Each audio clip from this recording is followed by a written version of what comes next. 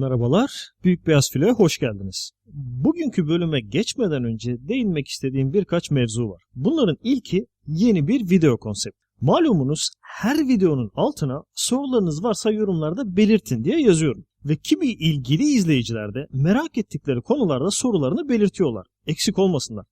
Ancak ben bu sorulara şu ana kadar cevap vermedim. Bunun sebebi ihmalkarlık değil. Aksine ben bu soruları biriktirdim. Ve bundan sonra her ay sadece soru ve cevaplardan oluşacak bir videoya yer vereceğim. Bu videolarda yorumlarda sorulan sorulara çok da detaylı olmayacak bir şekilde cevap vereceğim. Peki detaylara niye yer vermeyeceğim? Çünkü detaylara girersek o videolar saatlerce uzun olur ve o detaylara dair ileride yer alacak videoları da öldürür. Kısaca fikir bu. Değinmek istediğim bir diğer nokta ise özellikle World of Warships oyuncuları ve takipçileri için bu videonun sonunda bir sürpriz yer alacak. Ancak oraya gelmeden önce şimdilik videomuzun konusuna geçip en son bölümde kaldığımız yerden devam edelim. Hatırlarsanız en son bölümde 1942'nin ilk 6 ayında tamamen gözden düşmüş olan ve bizim zırhlı dediğimiz İngilizce'de battleship denilen dev savaş gemilerinin tekrardan aktif olarak sahnelere geri dönüşünü anlatmış ve burada iki kardeş zırhlı USS North Carolina ve USS Washington'ın iki ayrı muharebede hava savunması ve radarla gösterdikleri üstün performansı sonuçlarından bahsetmiştim. Bunun sonucunda da zırhlılar 2. Guadalcanal Deniz Savaşı'ndan sonra yeniden göze girmişlerdi. Tabii Pasifik'te zırhlılar bu şekilde çılgın atarlarken Avrupa'da zırhlılar son demlerini yaşamaya başlamıştı. Özellikle Akdeniz'de petrol bulamayan İtalyanların ellerindeki zırhlılarını limanlarda tutarak tasarrufa gitmesiyle iyice azalan İtalyan tehlikesine sonuç olarak İngiltere 1942 yazına doğru zırhlılarını yavaş yavaş Uzak Doğu'daki sömürgelerine kaydırmaya başlamıştı. HMS Queen Elizabeth ve HMS Warspite, Revenge sınıfı 4 zırhlı ile birlikte Hint Okyanusu'nda konuşlanmıştı bile. Ancak Akdeniz'de konuşlu bir donanma daha vardı. Bu donanma 2 yıl önce İngilizlerin Mers el Kebir'de etkisiz hale getirdiği Fransız donanmasıydı. Korku ve cesaret adını verdiğim bölümde anlatmış olduğum Meşale operasyonunda USS Massachusetts ve Jean Bart arasındaki düellonun ardından Amerika ve İngiltere'den oluşan müttefik kuvvetleri o zaman Vichy Fransası denilen özgür Fransa sömürgesi olan tüm Kuzey Afrika'ya çıkarma yapmışlardı. Ve bu çıkarmaya mütemadiyen de o ana kadar tarafsız davranmaya özen gösteren özgür Fransa'nın Kuzey Afrika ordusu bir anda müttefiklere katılarak Akdeniz'deki güç dengelerini alt üst etmişti. Bu ani taraf değişikliğinin zırhlılar açısından iki önemli sonucu oldu. İlk olarak Fransa'nın dev ve modern zırhları olan Richelieu ve henüz tamamlanmamış olan Jean Bart müttefiklerin eline geçti. Bunu daha sonra anlatacağım. Çünkü bizi bu noktada ilgilendiren diğer sonuç oldu. 1940'ta İngilizlerin Cezayir'deki Mers el Kebir'de top atışına tutup büyük hasar verdiği Fransız donanmasının orada bulunan zırhlılarından Britanya patlayarak batmış, Dunkirk ve Provence karaya oturmuş, Strasbourg ise Fransa'nın merkezi deniz üssü olan Toulon şehrine hasarsız kaçmayı başarabilmişti. Toulon aynı zamanda Fransa'nın kruvazör kuvvetlerini bulundurduğu yerdi. Bu World of Warships'ten bileceğiniz Algérie gibi kruvazörler daha sonra zırhlılar Provence ve Dunkirk'e eşlik ederek onları da Toulon'a getirmişti. Her ne kadar Kuzey Afrika'daki Fransız birlikleri müttefiklere katılmış olsalar da ikiye bölünmüş Fransa'nın Alman işgali altında olmayan kısmı her şeye rağmen tarafsızlığını sürdürmeye devam etti. Donanmalarını Toulon'da toplamışlar, Dunkirk'le Provence zırhlarını tamir etmişler ve Strasbourg'la beraberindeki 10 kadar kruvazörü pasif durumda tutmaya devam etmişlerdi. Aslında o sırada müttefiklere katılmak isteyenleri vardı ama bir taraftan Almanya, diğer taraftan da Hitler'in müttefiği Mussolini İtalyası tarafından çevrili olduklarından korkuları isteklerinden daha büyüktü. Bu durum Mers el Kebir bombardımanının yaşandığı 1940 yazından 1942 sonbaharına kadar 2,5 yıl sürecekti. Ta ki yukarıda bahsettiğim olayda Amerika ve İngiltere USS Massachusetts eşliğinde Kuzey Afrika'ya çıkana dek. Richelieu ve Jean Bart'ın Amerikalıların eline geçtiğini öğrendiği an Hitler bir saniye bile beklemeden Toulon'daki Fransız donanmasına el konulması emrini verdi.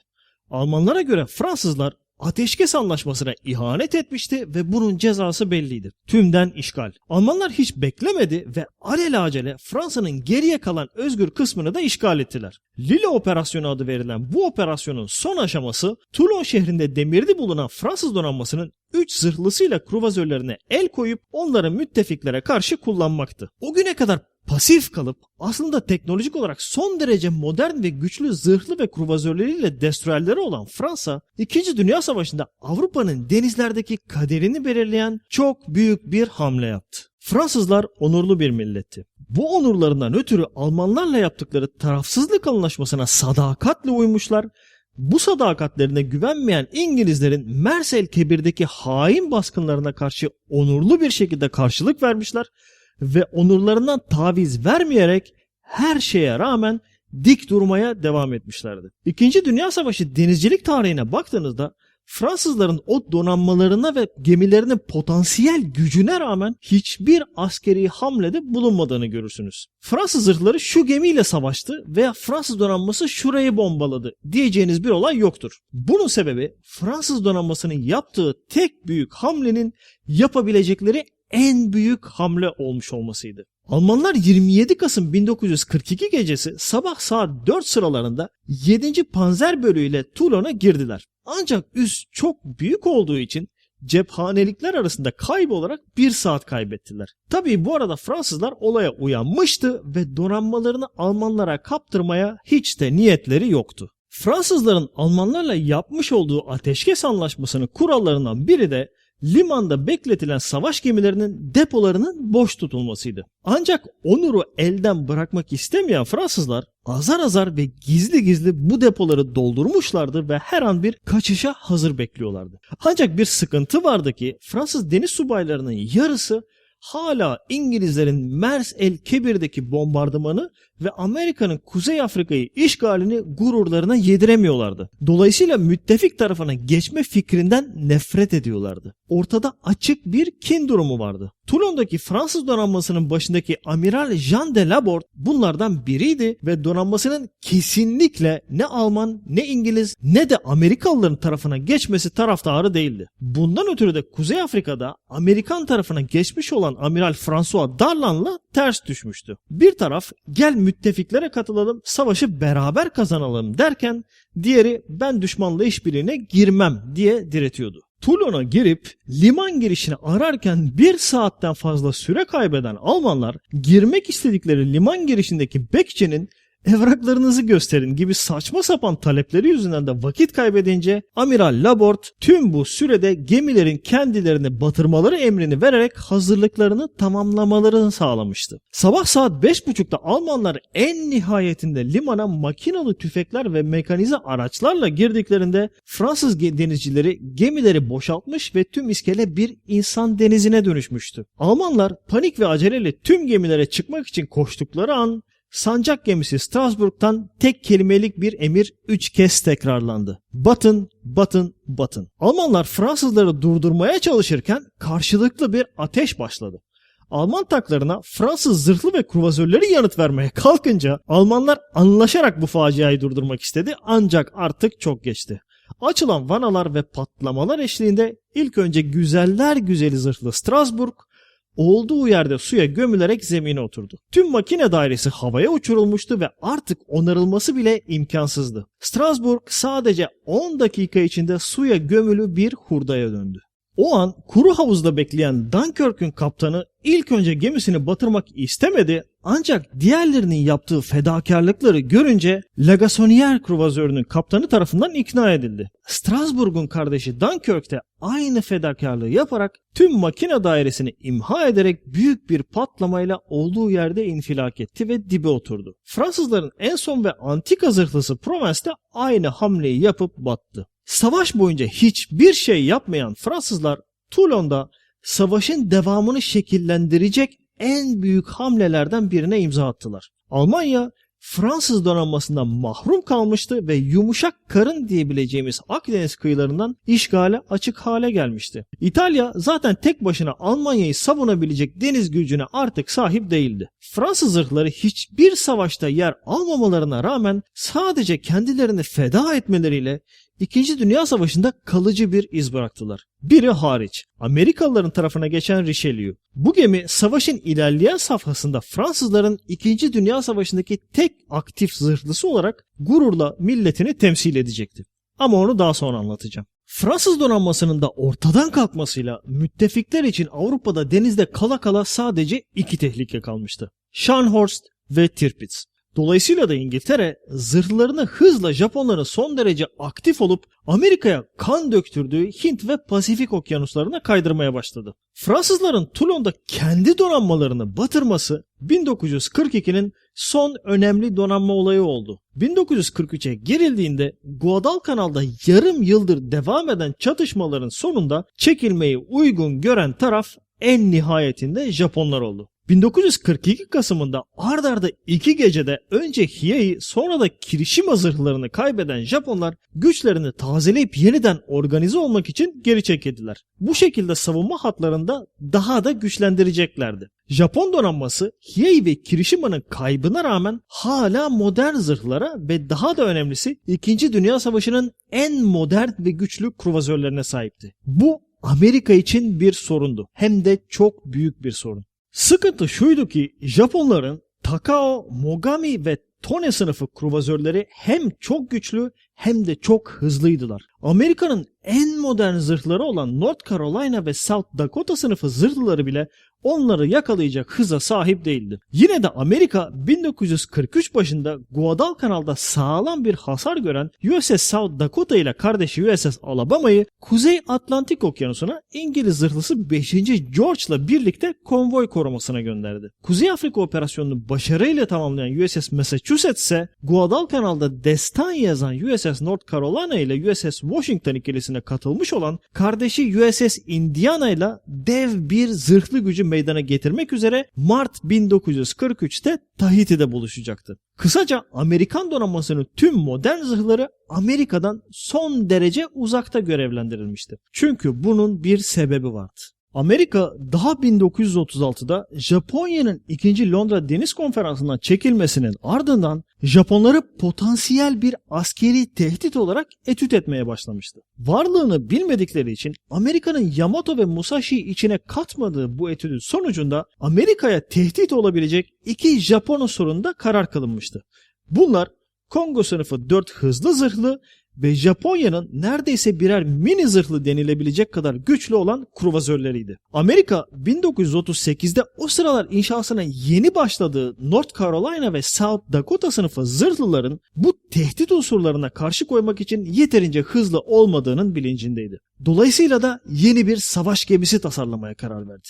Bu yeni tasarlanacak zırhlı öyle niteliklere sahip olmalıydı ki Amerikan donanma tasarımcıları o güne kadar alışageldikleri zırhlı tasarımdan çok uzaklaşacak ve eşi benzeri olmayan bir savaş gemisi yaratmak zorunda kalacaklardı. Bir defa gemi Amerika'nın en modern topları olan 16 inç 406 milimetrelik Mark 7 topuna sahip olacaktı. Ve bu bir zırhlı olacağı için de kendi silahlarının kalibresine dayanıklı bir zırha sahip olacaktı. Buraya kadar her şey güzel. İşlerin karıştığı nokta geminin hızında ortaya çıktı. Amerikan donanması 35 knot gibi bir zırhlı için süpersonik sayılabilecek bir hız talep ediyordu. Daha önce de belirttiğim gibi zırhlı tasarımı her daim 3 unsurdan oluşuyordu ve birinde süper olmak için diğer ikisinin birinden vazgeçilmeliydi. Ama Amerika bu yeni zırhlı sınıfında hiçbir şeyden vazgeçmeye niyetli değildi. Tam da işler sapa sardı derken Amerikan tasarımcıları devrim yaratacak bir zırh sistemiyle çıka geldiler. Bu zırh sisteminde deniz suyu. Evet, deniz suyu bir mekanik olarak yer alıyordu ve geminin esas zırh kemeri gövdenin dışında değil, içinde olacaktı.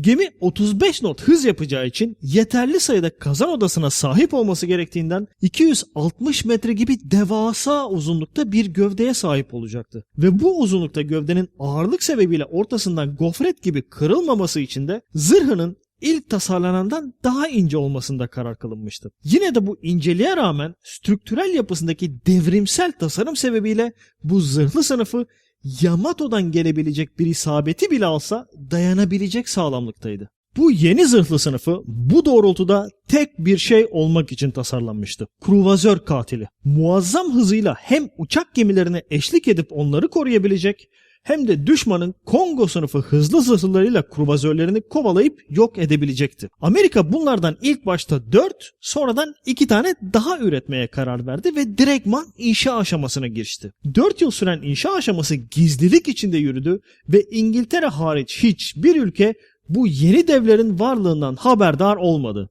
Ta ki 22 Şubat 1943'te bunların ilki olan USS Iowa hizmete girene kadar. Yamato ve Musashi'yi gizlice inşa etmiş olan Japonlar, Amerika'nın da kendi devlerini ortaya çıkarmasıyla iyice bir son savaş fikrine kendilerini kaptırmışlardı. Tıpkı 1905'te Tsushima'daki gibi bir savaş ile kendi devlerini Amerika'nınkilerle karşılaştıracak ve yine galip çıkacaklardı. Planları buydu. Ancak Amerika'nın cebinde sakladığı bir başka elma daha vardı. Hatırlarsanız Pearl Harbor'da Amerika'nın birçok standart zırhlısının battıktan sonra battıkları yerde suda önce yükseltilip sonra da tamire alındığından bahsetmiştim. Bunların 4 tanesi çok ağır hasar almıştı ve bunlardan biri olan USS Oklahoma kurtarılamayacak kadar kötü durumdaydı. Ancak diğer 3 tanesini Amerikalıların kendileri dahil hiç kimsenin tahmin dahi edemeyeceği bir kader bekliyor olacaktı. Amerikan donanması geri kalan 3 zırhlıyı önce Pearl Harbor'ın olduğu Hawaii'den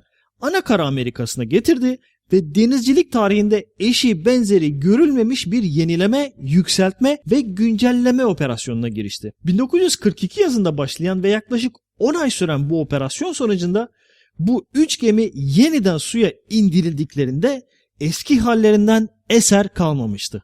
Her 3 zırhlının da tüm üst güverteleri tamamen kesilerek değiştirilmiş ve o anki en modern Amerikan zırhları olan South Dakota'ların üst güverteleri bunlara da inşa edilerek North Carolina ikinci silahlarıyla hava savunması da monte edilmişti. Ancak tekneleri kısa olduğu için bu kadar yükü kaldırabilmek için genişletilmiş, akabinde de Panama kanalından geçemeyecek kadar kalınlaştıkları için sadece Pasifik Okyanusu'nda operasyon yapabilecek hale gelmişlerdi. Bunların ilki ve en eskisi olan USS Tennessee bu ilkel formdan bu canavara dönüşmüştü. Kardeşi USS California'da bu şekilden buna bürünmüştü. Aralarındaki en yeni olan Colorado sınıfı West Virginia'da bu halde ayrıldığı Pearl Harbor'a bu halde dönmüştü. 7 Mayıs 1943 Amerikan donanmasının yıkılmayışının ve dirilişinin simgesi olan USS Tennessee zırhlısının yeniden suya indirildiği tarih oldu. Amerika'nın yeniden doğan bu 3 zırhlısı 2. Dünya Savaşı'nın ilerleyen dönemlerinde dünya tarihinin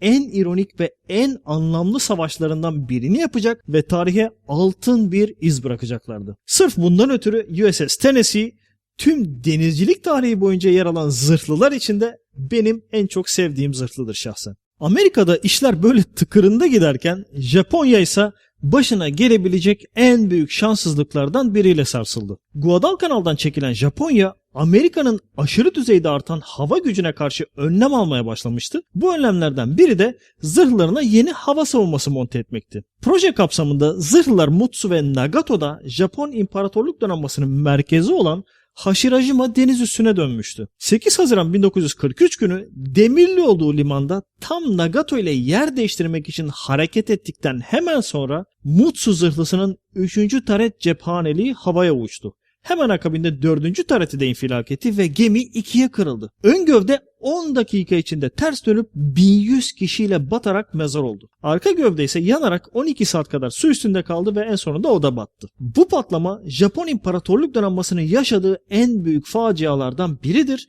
ve büyüklüğüne rağmen Japon hükümeti tarafından uzunca bir süre sır olarak saklanmıştır. Amerikalılar Mutsu'nun battığını ancak bir yıl sonra esir aldıkları ve olay anında orada bulunmuş olan Japon askerlerinden öğreneceklerdi. Tam da bu sırada İtalya'da Mussolini devrilmiş ve yeni hükümet de Nazilerle köprüleri atıp müttefiklerin tarafına geçmişti. Müttefikler için her şey birden çok güzelleşmişti, ancak üstünde durdukları ve onları dürten bir konu vardı. İtalyan zırhlıları. İtalya, Taranto baskınında hasar gören Littorio'yu tamamen onarmış, Matapan Deniz Savaşı'ndan zar zor kurtulan Vittorio Veneto'yu sağlama almış Ve bunlara en son olarak da aralarında en büyük ve moderni olan Roma zırhlısını suya indirmişti. Müttefikler sıkıntılıydı. Almanların bu zırhlara zarar vermesinden veya el koymasından çekiniyorlardı. Amerika ve İngiltere'nin neredeyse tüm zırhları Pasifik'teyken İtalyan zırhları Akdeniz ve Batı Avrupa kıyılarında çok yararlı olabilirdi.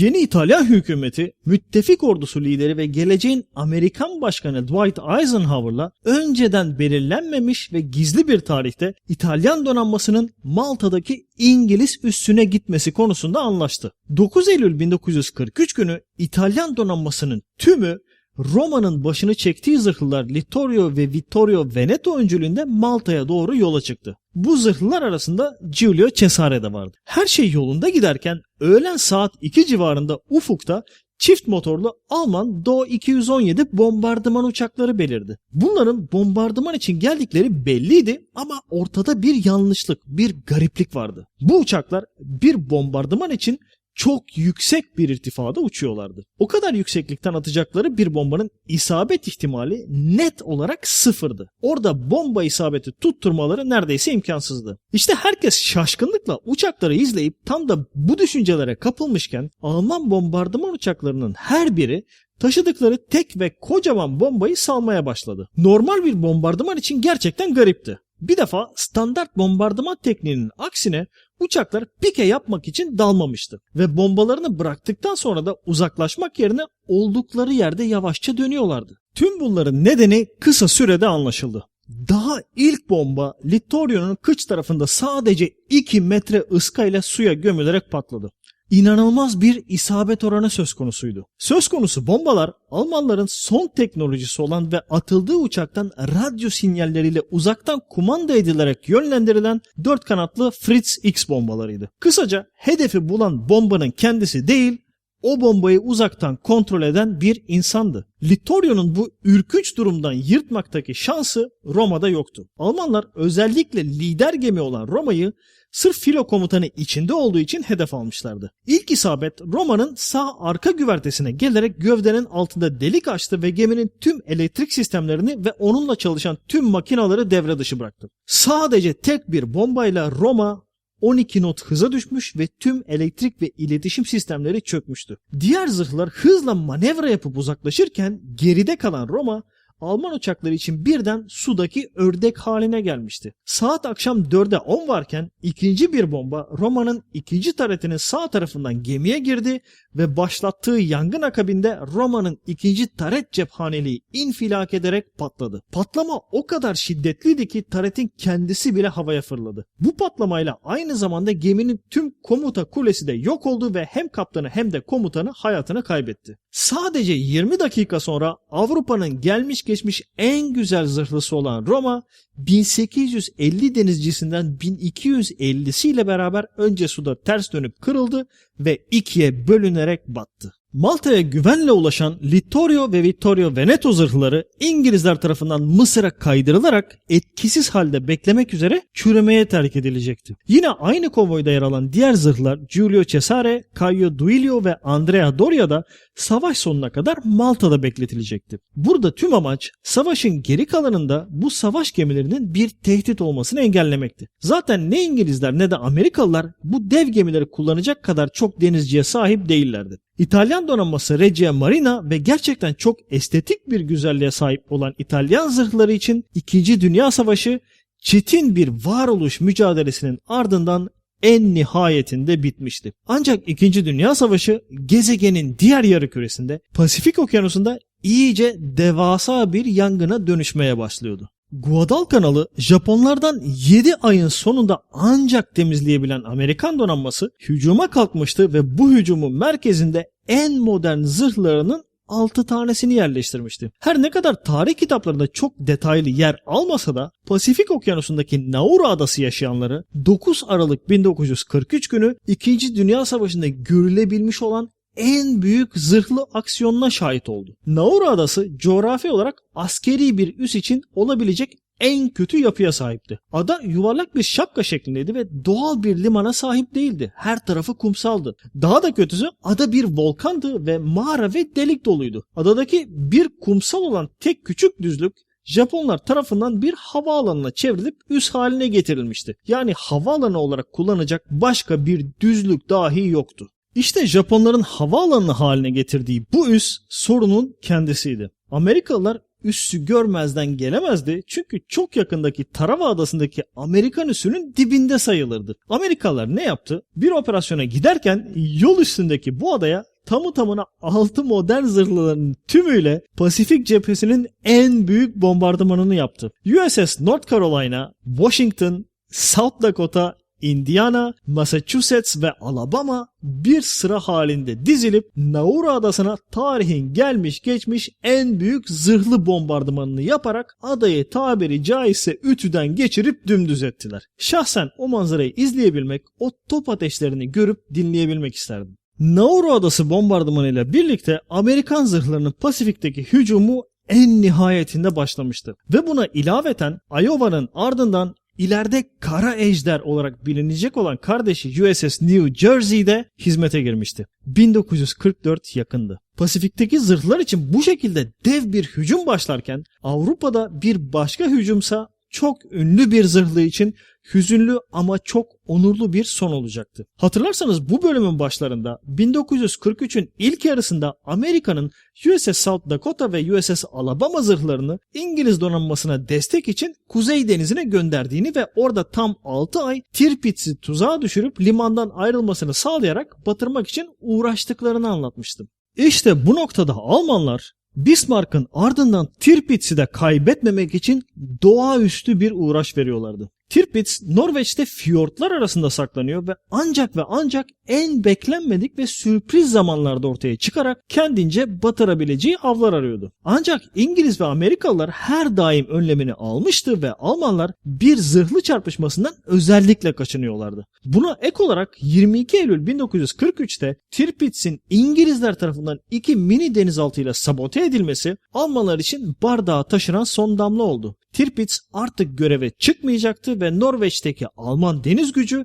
geriye kalan tek zırhlıdan meydana gelmişti. Scharnhorst. Tirpitz'e gösterilen özen Scharnhorst için gerekli değildi. Scharnhorst çok hızlı, manevra kabiliyeti yüksek bir zırhlıydı. İngilizler konvoylarla Ruslara silah, ekipman ve gıda desteği sağlıyordu ve bu da Almanları iki cepheden kıskaç altına alıyordu. Ve bu konvoylarda olur da Tirpitz çıkar da savaşırız amacıyla koruma amaçlı bulundurulan zırhların hiçbiri Scharnhorst kadar hızlı değildi. Kısaca bir tehdit anında Scharnhorst hemen arkasını dönüp kaçabilirdi. Dolayısıyla da Almanlar bu zırhlıyla İngiliz konvoylarını taciz etmeye başlayabilirlerdi. Öyle de yaptılar. Ancak Almanların hesaba katmadığı bir şey vardı. İngiliz Kraliyet Donanması'nın yeni komutanı Amiral Sir Bruce Fraser. Sir Bruce Fraser sakin, yumuşak sesli, stratejik düşünen ve mürettebatı tarafından çok sevilen bir adamdı. Kendisi zaten uzun süredir Scharnhorst'u devre dışı hale getirip etkisiz bırakmak için planlar yapıyordu. Ve bu planları dahilinde başarıya ulaşması için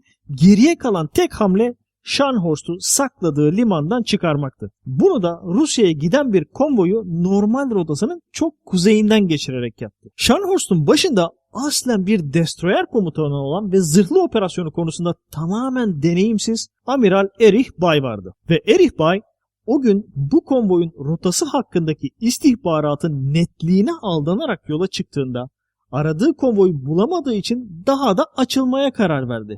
Bunun için de hem o kadar uzağa uçamayacak olan hava savunmasını geri gönderdi hem de beraberindeki destroyerleri güneye dağıtarak konvoyu arayıp bulmaları emrini verdi. Kısaca kendini göz göre göre ve bizzat açık denizde yalnız bir kuğu haline getirmişti. Ve bu tam da Sir Bruce Fraser'ın istediği, planladığı, umduğu ve beklediği şeydi. İngiliz gücü iki kuvvete bölünmüştü. Yalnız kalan Scharnhorst ilk olarak kruvazörler HMS Belfast, HMS Norfolk ve HMS Sheffield'tan oluşan birinci kuvvetle karşılaştı. Tıpkı Bismarck'ın dümenine gelen torpido gibi tarihin en büyük şanssızlıklarından biri de o an Scharnhorst'u vurdu. HMS Belfast'ın dağa attığı ilk salvo Scharnhorst'un radarına isabet ederek geminin nişan sistemlerini tamamen devre dışı bıraktı. Zaten kararmış olan havada Scharnhorst'un topçuları artık sadece dürbünle ufukta görebildikleri atışların ışıklarını hedef alarak ateş ediyorlardı. Sıkıntı şuydu ki 3 kruvazörden ikisi ışık bırakmayan patlayıcı kullanıyordu ve sadece taretleri ışık saçan tek kruvazör olan HMS Norfolk, Scharnhorst'un topları tarafından dövülmeye başlamıştı. Ancak Erich Bay burada bir hata yaparak karşısındaki gemiyi zırhlı sandığı için arkasını dönüp uzaklaşmaya başladı. Amacı zaten tarihin en uzak isabetini yapmış olan Scharnhorst'la maksimum mesafeyi koruyup riske girmeden savaşmak, gerekirse de kaçmaktı. Fakat karşıdakiler zırhlı değildi ve Scharnhorst radara olmadığı için onları göremediği halde onunla aynı hızda onu takip ediyorlardı. HMS Belfast'tan Scharnhorst'un pozisyonunu öğrenen Amiral Bruce Fraser'ın altında o an İngilizlerin en modern zırhlarından biri 5. George sınıfının 3. gemisi olan HMS Duke of York vardı. Duke of York bunun üzerine tam gaz Scharnhorst'a doğru yanında HMS Fisher'in de dahil olduğu Crown Colony sınıfından hafif kruvazör HMS Jamaica ve Norveçli Stord'un da bulunduğu 4 destroyerle yola çıktı. Askeri denizcilik tarihinin en görkemli sahnelerinden biri işte tam da bu noktada birkaç saat kaçan Scharnhorst'u HMS Duke of York kendi radarında saptayıp yakaladığında yaşandı. Scharnhorst o ana kadar kendisini takip eden kruvazörlerden HMS Norfolk'a büyük bir zarar vermişti ama yaklaşan tehlikenin farkında olmadan kendince hala savaşmaya devam ediyordu. İşte tam da bu an Bruce Fraser'ın emriyle HMS Belfast'ın ateşlediği aydınlatma fişekleri gökyüzünde patlayarak geceyi bir anda gündüze çevirdi. Scharnhorst tüm bu aydınlıkta kabak çiçeği gibi parıldıyordu ve zaten toplarını hedefe kilitlemiş olan HMS Duke of York dev bir gürültüyle tarihin en ağır salvolarından birini ateşledi. Tıpkı USS Washington'ın Kirishima'ya yaptığı gibi HMS Duke of York da ortalık aydınlanır aydınlanmaz 10 namludan oluşan dev bir top atışıyla rakibini selamlamıştı. Selamlamakla da kalmamıştı. Duke of York'un bu ilk salvosu Scharnhorst'un gövdesine iyice oturarak delik deşik etmiş, direktman Scharnhorst'un A ve B taretlerini imha ederek devre dışı bırakmıştı. Neyin zırhlı olup neyin olmadığını bu noktada ancak kavrayabilmiş olan Amiral Erich Bay, geriye kalan tek tareti olan C taretiyle Duke of York'a ateş ederek kaçmaya başladı. Scharnhorst'un bir başka şanssızlığı da bu noktada gerçekleşti ve atışlarından biri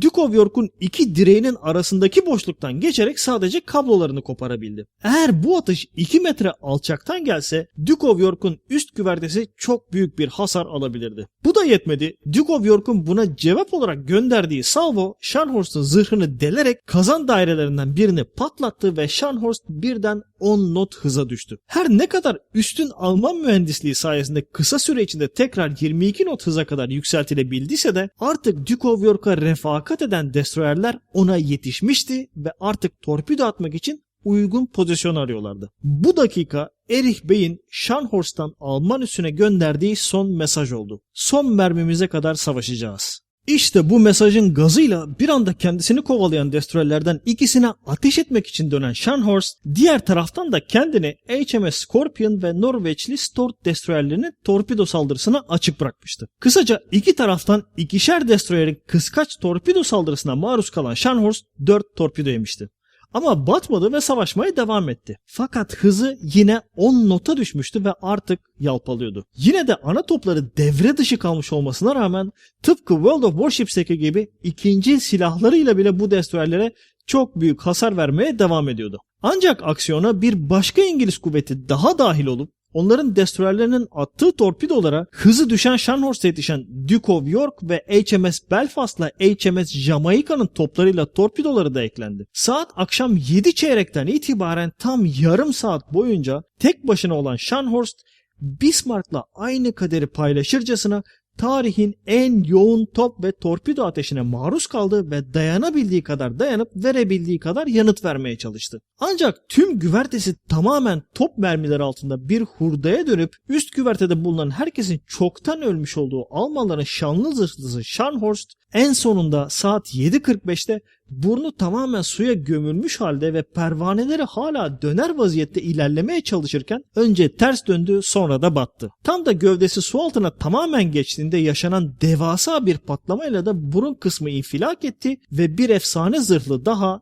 tarih sahnesinden ayrıldı. Tarih kitaplarında Kuzeyburnu Muharebesi olarak geçen bu savaş Avrupa'da yaşanmış olan son zırhlı düellosudur. Ve tam anlamıyla bir görsel şölen olarak geçen bu çarpışma aynı zamanda Scharnhorst'ta görev almış olan 1968 Alman denizcisinden sadece 36 tanesinin hayatta kalabildiği bir kan banyosudur. Scharnhorst kendisinden belki de 6-7 kat güçte bir düşman grubuna karşı tek başına savaşmış olmasına ve yediği 20'ye yakın torpido ve yüzlerce top mermisine rağmen tıpkı büyük abisi Bismarck gibi inatla batmak istememiştir. Bundan dolayıdır ki savaşın hemen sonunda Amiral Bruce Fraser tüm denizcilerine seslenerek Scharnhorst'a saygı duruşunda bulunmuştur ve şunu demiştir: "Eğer ki bir gün içinizden herhangi biriniz olur da kendinizden sayıca çok daha üstün ve güçlü bir düşmana karşı olan bir gemiye komut etme durumunda kalırsa tıpkı Scharnhorst'un bugün yönetildiği gibi geminizi yöneteceksiniz." 1942 sonuyla 1943 sonu arasındaki bir yıllık süreç Fransız ve İtalyan donanmalarının savaştan çekilmesine tanık olup 1943'ün tam da Noel gecesi olan 26 Aralık'ta Scharnhorst'un batmasıyla sona erdi. Scharnhorst'un batması artık en güçlü zırhlının bile hava desteği olmaksızın limanın 2 kilometre dahi dışına çıkamayacağı gerçeğinin pekiştiği olay oldu. Bundan ötürüdür ki Almanların elde kalan son zırhlısı olan Tirpitz, Norveç'te tek başına kaldığı 1944 başından itibaren Bismarck'ın ve Scharnhorst'un açık denizlerde tek başlarına verdiği hayatta kalma ve varoluş mücadelesini onların aksine saklandığı yerden devam ettirmek mecburiyetinde kalacaktı. Avrupa'da zırhlı çağı teknik olarak 1943 Noel gecesi Scharnhorst'un batmasıyla aslında teknik olarak kapandı. Ancak Tirpitz hala bir tehdit oluşturmaya devam edecek ve İngilizlerin kayda değer bir kuvvetini mıknatıs gibi Norveç açıklarında tutmaya devam edecekti. Pasifik'te ise durum tam tersineydi. Amerikalıların muazzam hava savunması desteğiyle donattığı ve uçak gemilerine gardiyanlık ve sahil bombalama gibi yan görevlerle fonksiyonlarına çeşitlilik katıp maksimum verim almaya başladığı modern zırhlarına 4 tane de Iowa sınıfı dev katılacak, küllerinden yeniden diriltilen USS Tennessee gibi eski zırhlar Pearl Harbor'ın intikamını alırcasına denizlerin son dev zırhlı çarpışmasına doğru yola çıkacaklardı. Tabii bunlar artık bir sonraki bölümü. Gelelim videomuzun sürprizine. Malumunuz kanalın takipçi sayısı 300'ü geçti. Bunu kutlamak için de çok sevdiğim ve World of Warships yayınlarını Twitch'ten severek takip ettiğim arkadaşım Brixet'le ortaklaşa bir yarışma düzenlemeye karar verdik. Yarışmanın ödülüne gelince, bu gördüğünüz İtalyan zırhlısı Giulio Cesare ve bu güzeller güzeli zırhlı çok yakında World of Warships'e 5. seviye premium gemi olarak eklenecek. 6-12 yamasıyla gelecek olan bu gemi aynı zamanda bizim yarışmamızın ödülü olacak. Yarışmanın kurallarına gelince, yarışma 2 hafta sürecek ve 2 aşamadan oluşacak. İlk aşama olarak şu an izlemekte olduğunuz videonun sonuna doğru birazdan 10 soru soracağım. Bu soracağım 10 sorunun cevaplarını kanalın diğer videolarında bulabilirsiniz. Eğer dikkatli bir izleyiciyseniz zaten çoktan biliyorsunuzdur. İlk aşamada bu 10 sorunun cevabını bir yere not edin ve ikinci aşama için bir sonraki hafta sonunu bekleyin. İkinci aşamada önümüzdeki hafta sonu muhtemelen cumartesi akşamı ekranda adresini gördüğünüz ve aşağıda linkini vermiş olduğum Rixet'in Twitch kanalında hafta içi duyuracağımız 1 saatlik bir süre içinde cevabını internetten kolayca bulabileceğiniz bir 11. soru daha soracağız. Toplamda 11 sorunun cevabını verenler ekranda gördüğünüz mail adresine şu başlıkla e-mail atabilirler: Giulio Cesare. 27 Ekim 2017 Cuma gecesi saat 12'ye kadar gelen maillerden tümüne doğru yanıt verenler arasından bir liste yapacağım ve ertesi gün 28 Ekim 2017 Cumartesi günü Büyük Beyaz Filo YouTube kanalında bu listede yer alan isimlerden bir tanesi yapılacak çekilişle ödülün sahibi olacak. Bu yarışmaya dair ilanları yeni yarattığım Büyük Beyaz Filo Facebook sayfasından takip edebilirsiniz. Hiç beklemeden hemen sorulara geçiyorum. İlk soru: İkinci Dünya Savaşı'nın ilk zırhlı çarpışması hangi zırhlılar arasında meydana gelmiştir? İkinci soru: Jutland Deniz Savaşı'nda ilk batan İngiliz gemisinin adı nedir? Üçüncü soru: Hangi destroyer sınıfı Japon teknolojisinde devrim yaratmıştır? Dördüncü soru: Hangi Japon zırhlısı Tsushima Deniz Savaşı'nda Japonların sancak gemisi olarak savaşmıştır? Beşinci soru: Tarihte 15 inç 380 milimetrelik toplara sahip ilk zırhlı hangisidir? 6. soru. Hangi Japon zırhlısı bizzat halktan toplanan bağışlarla inşa edilmiştir? 7. soru. Amerika hangi savaş kruvazörlerini uçak gemisine çevirmiştir? 8. soru. 2. Dünya Savaşı'nın ilk batan zırhlısının adı nedir? 9. soru. Kanal deparında Scharnhorst ve Gneisenau'ya eşlik eden diğer Alman savaş gemisinin adı nedir? Ve 10. soru. Hangi zırhlı Alman Deutschland sınıfı kruvazörlere yanıt olarak inşa edilmiştir? Bu soruların cevabını hemen göndermeyin. Önümüzdeki hafta Rixet'in Twitch canlı yayınında bir soru daha soracağız. O sorunun cevabını da bu cevaplara ekleyerek toplamda 11 cevap olacak şekilde mail atarsanız Giulio Cesare zırhlısını kazanabilirsiniz. Herkese bol şans. Bir sonraki yayında görüşmek üzere.